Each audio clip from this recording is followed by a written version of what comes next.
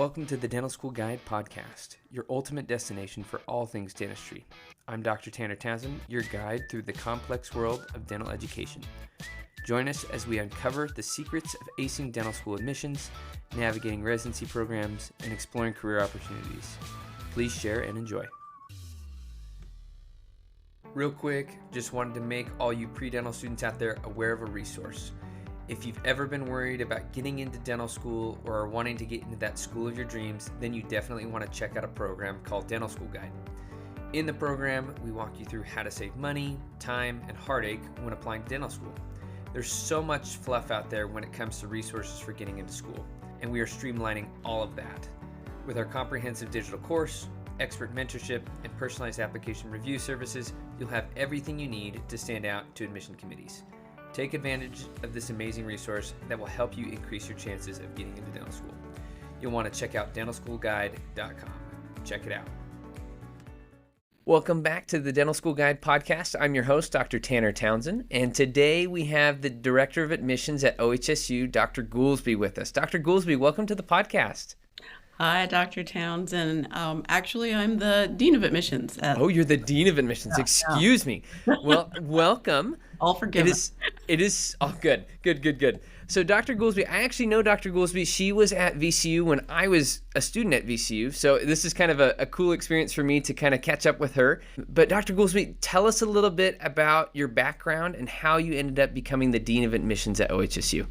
Okay, so my background, I am a graduate also, like Dr. Townsend, from VCU for dental school, and went back there to work. Dentistry was something I decided on at a young age. I was encouraged by my mom to look into healthcare. I also liked the idea of teaching, so for me it was one way or the other. And dentistry has provided me the opportunity to both have been a private practice owner, a general practice owner, and then go into academics. And when I went back into academics, it was a mid-career change in 2009. And so I've had the full scope. I've had a chance to work as a group practice leader. I've had a chance to work as director of recruitment at VCU.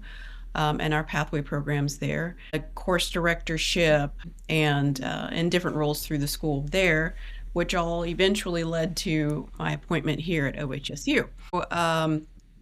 Quickly, when I was trying to shift and figure out where I wanted to be in academics in the long run, that I really loved working with students on the path to dental school. So I love seeing the students as early as high school. I love working with them in the pathway programs. I love seeing them make it into dental school. That's so triumphant for them as well as me, no matter where they go. And then, the process of seeing them grow through education and then coming out on the other side. Like Dr. Townsend, it does something to me. It's like putting a gold coin in a piggy bank for me. That is super cool. I think, and that's one of the things that we love as well, just seeing people get to reach their goal and be like, oh my goodness, I'm going to be a dentist, even though they still have a long way to go through school, but that is awesome. Well, tell us a little bit about OHSU. So you've been at OHSU for a couple of years now. What makes OHSU so unique compared to other schools? Okay, there are so many things that make OHSU so unique. First, it is the only fully healthcare provider for the state with educational programs built in, and it is not part of another university system. So there are no undergrad colleges, no true undergrad colleges, like if you were to go to some of the larger schools that have a football team or something. And so the focus at OHSU can be on figuring out the best way to provide care throughout the state of Oregon, provide healthcare providers that match the state of Oregon, and also research.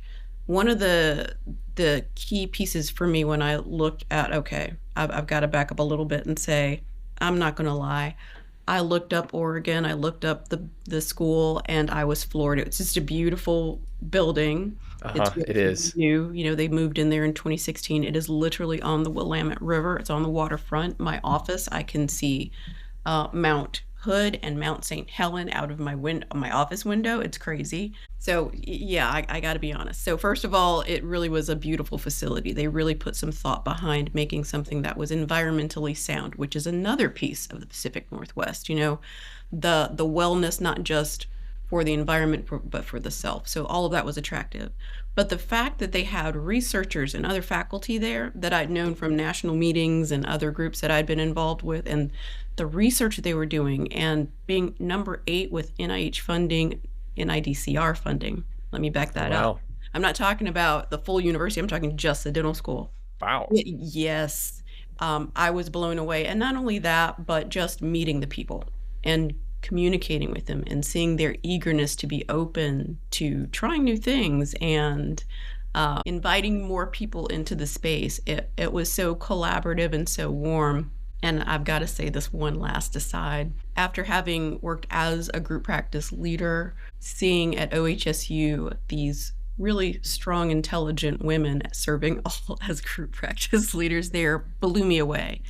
I'd never seen that before. I'm accustomed to seeing a more male-dominated structure for that, and seeing how collaborative they were and how well they worked together. So I think the collaborative nature of people in the school, the incredible research, the incredible minds, the generosity of spirit, the kindness and reflection on wellness and health, and then, of course, beautiful facilities in a beautiful part of the state. I remember when I went on my interview at OHSU, I was like, I don't know how I'm going to be able to focus. Like, the clinics are like overseeing the Willamette. And I was like, I don't know how I'm going to be able to look in the mouth. Like, you're just going to want to be looking at the window the entire time. It's so beautiful. It's more like you work, and because I also work in the sim labs for some of the courses. And so it's more like you're working, you're concentrating, because you got the people that you're talking to there, but then you look up for a moment and it just takes your breath away. So it's like it puts you back into this different frame of mind. It's calming. Yeah, that is super awesome. I can see myself like wandering towards the windows. I was there, like, you're just like, I don't know what's drawing me there, but I'm just heading that way. I do. That is awesome. So it sounds like OHSU is just really excellent in terms of collaboration and things like that. So you had mentioned the research component, how they just get so much funding. Is OHSU super involved with getting students and pushing them towards researching with a faculty member? Absolutely. So the really cool thing about in our admissions process, we love to see students who have had research, but it's not necessary. One of the things that we offer to students who are just starting is our pre-matriculation research internship. So we send out an invitation to the students who've been invited to join us and who've accepted, and they can apply for this. I think every year, as far as I know, we get probably about 5 or 6 students who take us up on the offer, and they come for about 6 weeks prior to the start of class and participate in research in one of our labs here. So that's the first step in just allowing students to get involved. Our research day activities, of course, gives more students a chance to get involved during the academic year. I've had students who've come to me and said things about being interested in maybe a specialization and doing research in those areas. And I've reached out to the specialty departments, and they said, sure, send them on. We'd love to involve students in research. So they are wide open for bringing students on for research as well. That is great. Now, in terms of the curriculum, how is the curriculum kind of different than some other schools that you're aware of at OHSU? I think because all schools are pretty much, accredited by CODA, we all end up doing about the same Roughly thing. the same thing, yeah. Exactly. But I would say, for me, a huge change has been going from semester to quarter system and how that works out. Additionally, I think it's really nice for the students here. It takes away a little bit of the competitive edge because they're pass, no pass. As far as grading is concerned, but they do have a way of going ahead and ranking students, so that's not a problem when they're ready to apply for specialization. But other than that, certain blocks educationally occur with integrative biological sciences, for example. But overall, curricular-wise, if I were to say the most popular and positive aspect, I would probably say the pass, no pass piece. It takes a lot of heat off of the students. Yeah, I think it kind of takes some of the the fear and the anxiety of always having to perform at peak level. And of course, you want to do your best, but it's nice when you don't have to have that extra pressure of the letter grade that's always looming in the back. So that's great. Now, once students get to their third and fourth year, they're in clinic primarily. What does that schedule look like for the third and fourth years? Are they in clinic 5 days a week, or is it like 2 days a week your third year, 5 days a week once you're a D4? How does that work for those students? Yeah, it's a full-time job. Third year, they still have a few courses to take, usually in the morning, like 8 to 9, and then they will go to clinic after. Again, we are more focused on having the students there in the school in the third years, both clinically. A bit of external activity, like to our Russell Street clinic may occur, and then some rotations with the specialties, including our GPR program, which focuses more on special needs patient care. But fourth year, they do the 8 weeks external rotations, definitely doing Russell Street then as well, in addition. And they are full tilt clinics, pretty much. Wow. That is awesome. So where are some of those external rotations that you guys send students to during their fourth year? You mentioned Russell Street. Right. I'm assuming there's probably some other community clinics around the state that you'll have students rotate through. Oh, absolutely. So there are clinics all over the city, several rural locations, areas where we have more underserved populations, like say our Native American population may be underserved in some of the areas that our students will go to. Additionally, we have sites in Idaho, Alaska, Washington State, and Montana. Yeah. Okay. Just because I live in Montana, I'm really curious. What are some of the sites that you guys have in Montana? There's a Bozeman site, Missoula, Polson, and a Billings site. Okay. So our students are eligible to go to those sites as well. 4 sites. Okay. Yeah, cool. Lincoln in your state.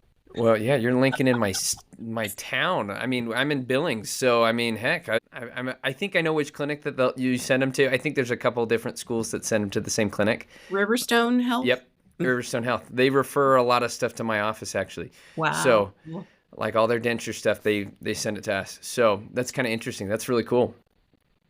Awesome. Well, in terms of the school, how do you feel like the student-faculty relationship was? You felt like the collaboration between the faculty was really strong. How do you feel like that relationship between the students and the faculty is at OHSU? Yeah, I think it's warm and it's supportive. It's based on what I see. And again, I am not just in my suite proper.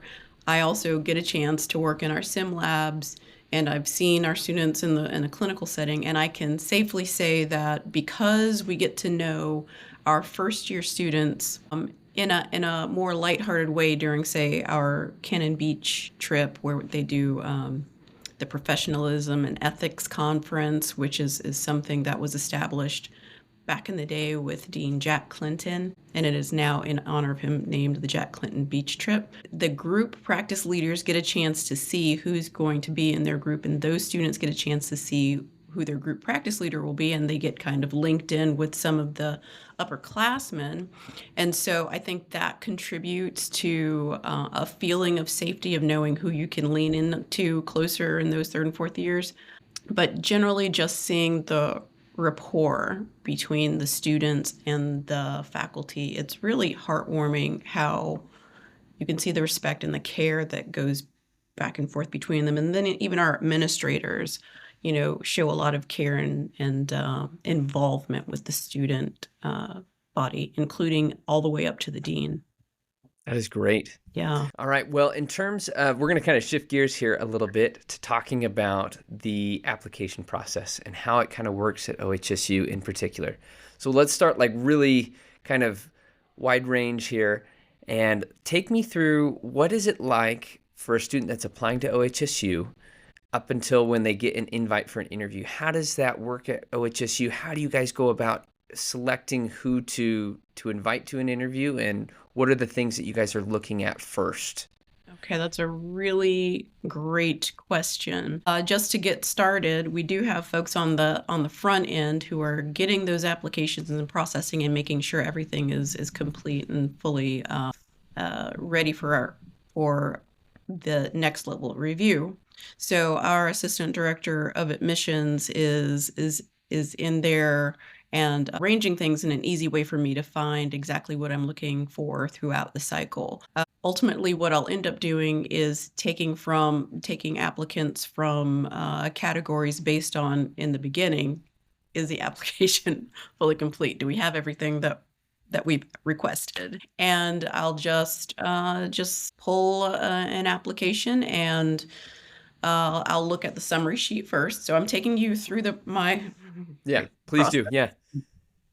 Sorry if it gets scary in there, but I'll I'll look at the summary sheet, and I'll look for some key pieces. So I always describe it when I talk to students when we're looking at an application, because they want to know, well, what makes me competitive? And I'll say, well, it's not just the one thing, or can you make up for it by having the other thing?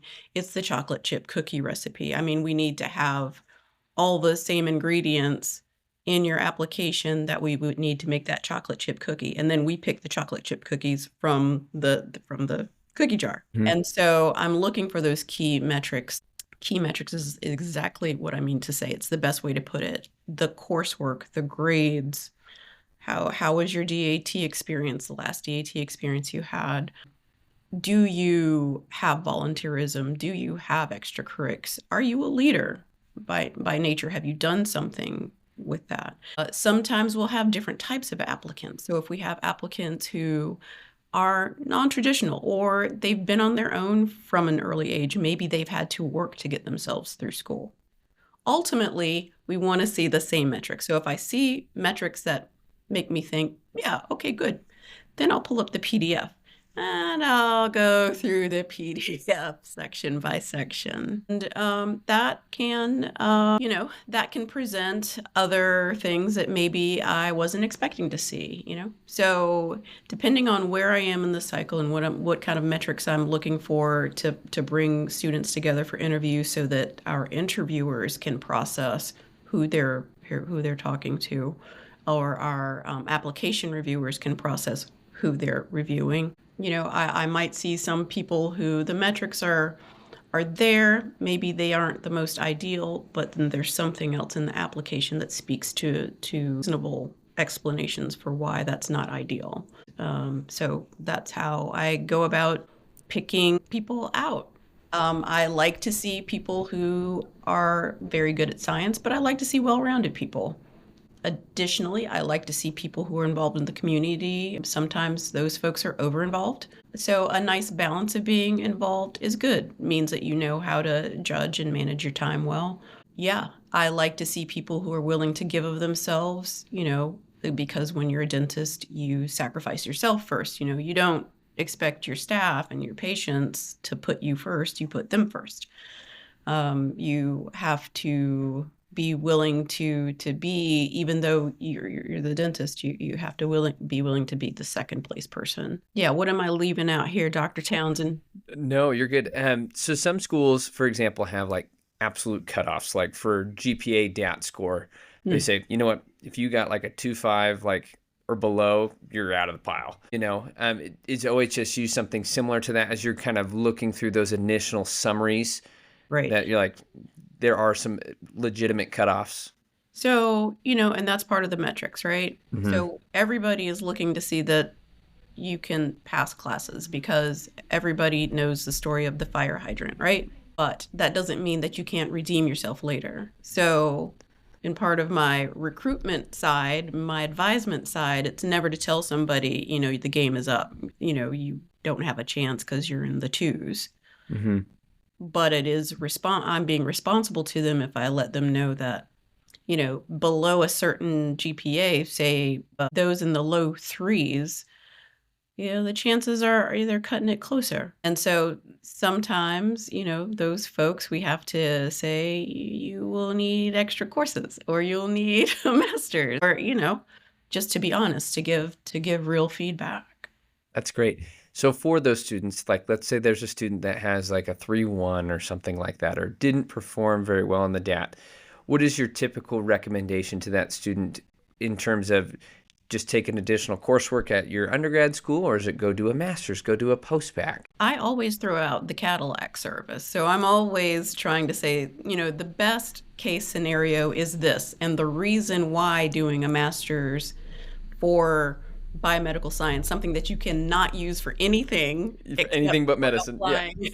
It will be of no use to you except for applying. The reason it's helpful is not just the grades that that we want to see, obviously, but for the student, I cannot emphasize enough how transformative it is for those students to experience graduate level science curriculum and to be under that kind of pressure to get through for when they get to dental school, so that they can do that much better and they become that person in the class that other people kind of turn to, and they're freaking out and they're like, no, we'll be okay, we got this, we can handle it. Yeah, I always go with the top end, and then it's probably like when you're in private practice, you give them, this is the best case scenario. Right? And then you start filling in when they tell you, well, my situation is this. And then you say, okay, well, that's understandable. Maybe you cannot do that for that reason. Here are some other options. So it varies. I love that. The Cadillac version is the master's. I love that analogy. That is great. You've given some really good analogies so far. The cookie jar, I don't have, that is the first time I've heard that one for applicants, but I think I might even start using it. It's so good. So going back to when you go through that summary and you said sometimes there's things that just catch your eye. What are some of those things that really kind of catch your eye that might move an applicant to getting that full file like read by the application reviewer? Yeah, so, and I do read those applications, that full file. And I am looking through and giving a person, let's say I'm giving a person the benefit of the doubt, and I'm just saying, let me review it and just make sure we don't find some nuggets in here. So I would say some things that stand out for me are how, I guess, the emotional maturity of the writing samples. And I don't just mean the personal statement, in which people put a lot of weight. And it's important to have a good personal statement. That means a lot. But, with the experiences, with the volunteerism, with your employment, you get a chance to put some little writing piece in. I love to look at those, and sometimes those really add so much richness to the person as a whole. It helps me to understand, what I can expect what I would hope to expect as far as personality traits. Having been around dentists, being a dentist, being around patients in a bunch of different situations, they're pieces that signal to me that, okay, this person is ready to be a caregiver that we can trust with the public. And I think it really falls under emotional intelligence, the ability to regulate your emotions, the ability to take in other things and to not get too flustered by it, the ability to kind of take what's happened and learn from it in advance, and instead of maybe getting a little, I don't know, what's the word for it when you get bristly for things, so a lot of emotional intelligence pieces in the writing. I'm telling you too much. Now people are going to just... No, I love it. In terms of, so I've had some students that we've worked with that have kind of come to us with like when they have to write about their extracurricular experiences or shadowing experiences or volunteering experiences. And sometimes they're not specific enough. And part of the thing is, I think those students have a hard time because there's not a whole lot of character limit that they can write about their experience.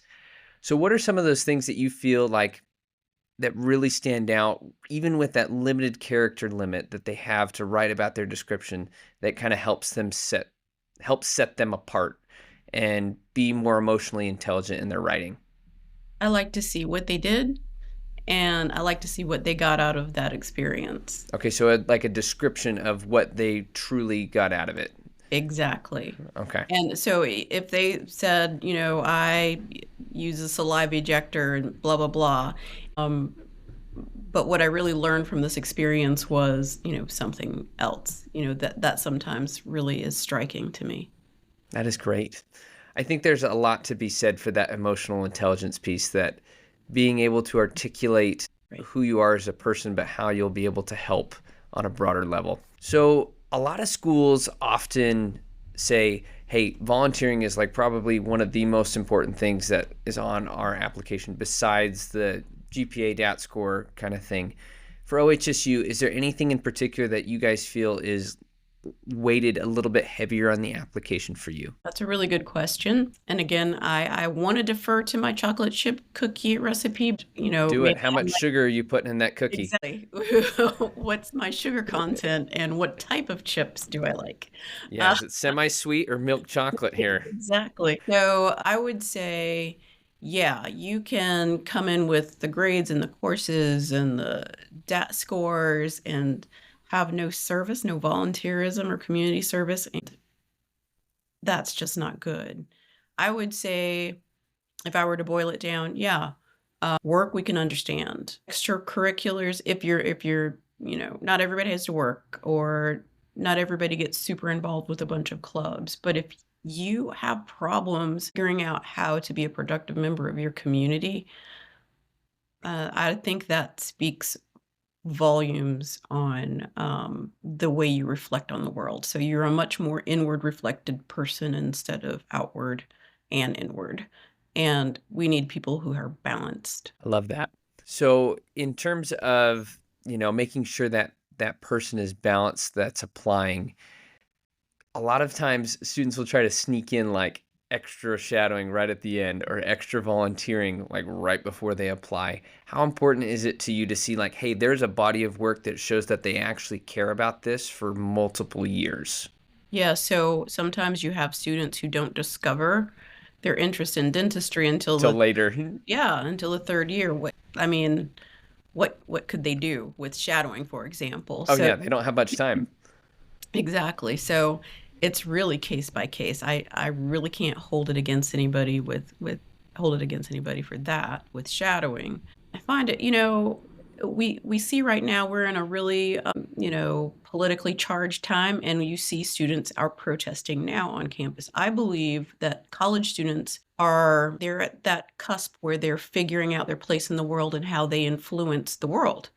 And so I would expect to see a college student involved in volunteerism, regardless of whether they've figured out that applying in healthcare is what they want to do.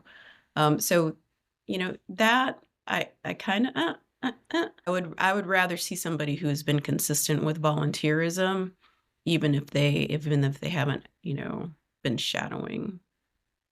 That makes total sense. So now that let's say you guys have read the file, you've had the application reviewers go through them, how do you guys pick who gets to go to an interview?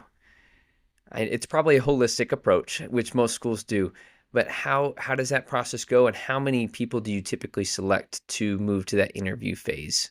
Okay, I think the easier answer is to tell you that out of our applications, we interview 300 people. Gotcha. And again, it depends on the time in the cycle, what I really actually focus on. But I'm trying to get something that's going to be like a like-minded, cohesive class. It's hard to say how you narrow that down, but some of the pieces involve the student's timing and ability to follow directions. That's That sounds always the case, isn't it? that It's sounds following that cookie recipe, man. Like, can they follow the recipe, or are they adding their own little flavor to it?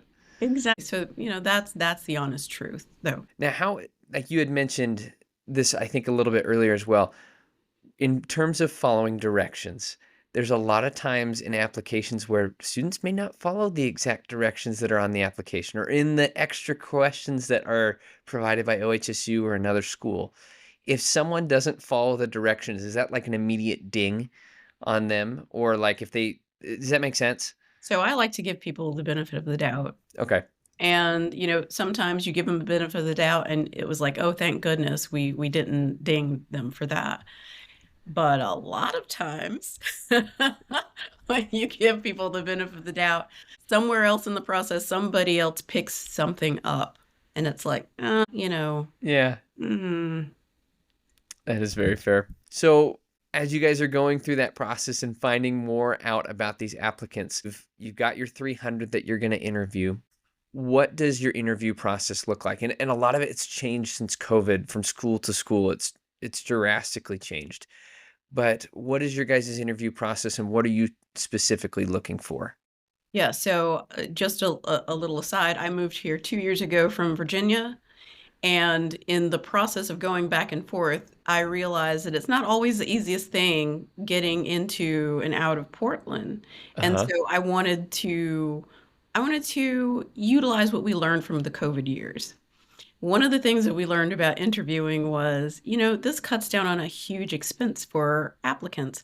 These students, they're out there paying for the DAT, paying for the study materials. Sometimes they have to borrow dress clothes from friends or from services, and shoes. Then they have to fly out to interview, and then they have to find lodging to interview. Gets And I expensive fast. Yeah, yeah, and I've got, 20-year-olds, and so to me, I thought, well, why don't we do what we've been doing, just stay online. It cuts out some of the frustration and the cost for students, allows us to see a broader range of students, and it kind of will cut out certain biases that can happen in an interview when you're live and you can just strike up a casual conversation. So, my idea for the interviews was to stay online, to try to mitigate bias as much as possible by using structured interviews with rubrics for our interviewers to use and keeping the applications close to the interviewers. Like that. So you have a rubric Yes. that you don't have to go as in much detail as you want, but what are some of the things that you guys are looking for on that rubric? And they're probably general things that schools are looking for in general from Yes, applicants. they are. Oh, some years back, working with VCU and the Medical College of Virginia on their interview team, I noticed that AAMC published 12 core competencies for entering medical students. And I thought, why don't we have 12 core competencies? That could be something coming up soon. But I thought those are the same competencies that we look for dentists. So I'm going to use those. And Good. so just looking at those 12 core competencies, there are many of them that you can see as part of the application, the paper application. But there are a few that you would have to assess through speaking to someone and talking and hearing what they have to say. So we ask 5 questions that are based on the values listed there, ethics, teamwork, these kinds of things. They are subjective types of questions. They are situational judgment test questions and behavioral based questions. And then I do loosen the reins a little bit and allow at the very end the student to ask questions of the interviewers if they have some. So so we pick 5 of those core values that we think that we can assess through looking at the application. Very cool. Now, one of the things I've always wanted to know is when you turn the time over to the student to ask them questions, like to have the student ask you guys questions that are interviewing, is that a point where it can potentially go off the rails quickly? Or is it usually at that point like, hey, we're at the end of the interview. We pretty much have our idea of what this person is like at this point. I've always wondered that because it seems like that could potentially go off the rails really fast. What I'm finding and looking through the comments that people are making, the questions at the end piece is more additive than I was expecting. Because the first year, Really? I didn't allow it. I said, nope, you're just going to ask the questions and then you're going to get out of the virtual room. And that was hard to control. The impression that students make in answering the questions usually is pretty firm before they start asking their questions. For example, if the interviewers finish their barrage of questions and they say, do you have any questions? If the person says something like, now I'm giving things away. And if the person says something like, nope, no questions. It's kind of like what? Usually it fits, it's par for the course with what they've heard Okay. throughout the rest, So there's just not enough time for things to go deep off the rails. And then those interviewers have no idea of who they're talking to. So they don't know the background unless the student fits that into one of the stories. They don't know anything about them. They're just meeting just for the first time. Gotcha. Well, I think that's great that it's kind of closed and then it's trying to take the bias out of it as much as possible. So once you guys have your rubrics for your students, you guys come back, I would imagine, as an admissions committee. And how does that process work? Walk us through what making the recipe for the class looks like. You guys all just sit in a room and throw pictures up on the projector and say, all right, what do we think of this one? How does that work? So we do kind of control what our admissions committee members see when they do see the application. So they don't see pictures. We don't store students' ID on the application. I can't even see them when I'm looking through ADSAS right now. And what happens is each interviewer scores the interview and makes a general comment and then makes a recommendation for acceptance or maybe not, or discussion. And then the application reviewer looks through and has the opportunity to do exactly what I do, which is the summary as well as the PDFs. And then they make the same recommendation and score and leave comments. We go to a room and we just pull up a file, a composite of all of those comments and all of those scores. And there are some students who have scored so tremendously well that we've already decided as a group they're just in. We're just going to make an offer. We're going to blanket it for those students. And then we start working our way down from there. So do you have people that you want to bring up and discuss? And then moving forward. And once we have run out of time, exhausted that time, we request information from the committee through email. And Gotcha. so we end up with our list of people that we invite, plus our wait list, and verify with the committee that these are the folks that they want actually waitlisted. That is great. Now, some schools, they have like set numbers of in-state kids they have to take, or a number of rural applicants that are in the state that they want to take, and then the number of out-of-state. Do you guys have separate lists for each of those? So like, hey, these are our in-state ones that we're going to take. These are the out-of-state, and these are like the rural kids that we want to make sure that we give an opportunity as well. How do you guys approach that? We have to take at least 51% in-state. We're a public school. But yeah, we have to take at least 51. We do look at other parameters like rural students. We don't get a lot of, in fact, I could probably tell you right now who I'm expecting to apply from rural areas. Because you've already spoken with them. And be off by maybe 5, Yeah. The glut of students are located in the more populous parts of Oregon, and so we do have certain feeder schools in the state. Yeah.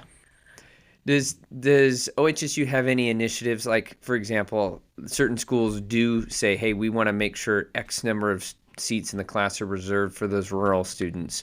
Does OHSU make sure they reserve some seats for those rural students, or is that not the case? We don't really have parameters for saving seats for any groups, but I make a concerted effort to ensure that those areas are served with healthcare providers. So if we see good applicants from those areas, we are definitely looking to bring them in and interview them. And I know this sounds cliche, but it is a committee decision. It's not my single decision. So I do make the effort to make sure that I grab and throw those applicants into the ring so that they have a chance to get pulled in. And we do talk about things like that while we're discussing applicants. That's great. Now, something new that's kind of emerged, I feel, in the last couple of years is this whole idea of letter of intents. And there's different schools that have different opinions on it. But what's your opinion on letter of intents? Like, does it help the applicant? Is it just kind of like, okay, you're trying too hard kind of thing?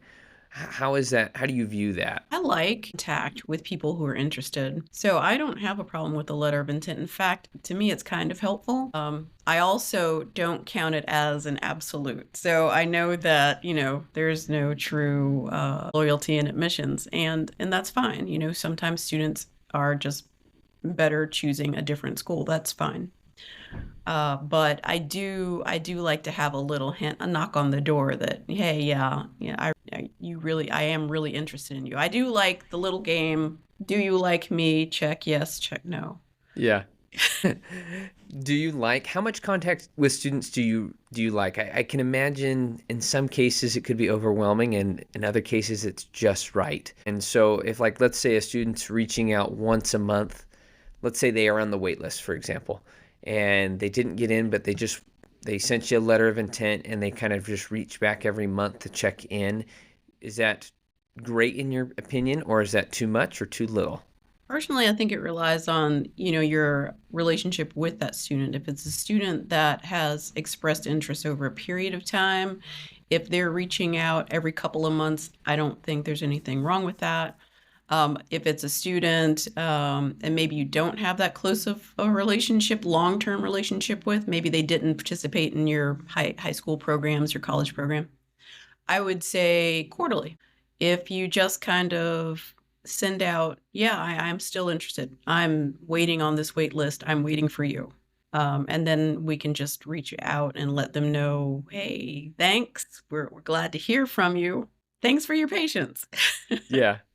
Okay. Well, is there anything that you feel in terms of the application process that you would advise students that you've kind of seen over the course of, like, hey, these things are kind of a little taboo. I would make sure you kind of avoid these things, and these are things that I would definitely advise that you try to incorporate into your application and interview process? One of the things I talk about as far as things to make sure you do, make sure you fill out your application completely, because there are times when I look and see nothing, and when I'm doing advising because they didn't make it in, it's, hey, I'm sure you were part of a club, or yeah, but yeah. Load up your application. Don't leave any blanks.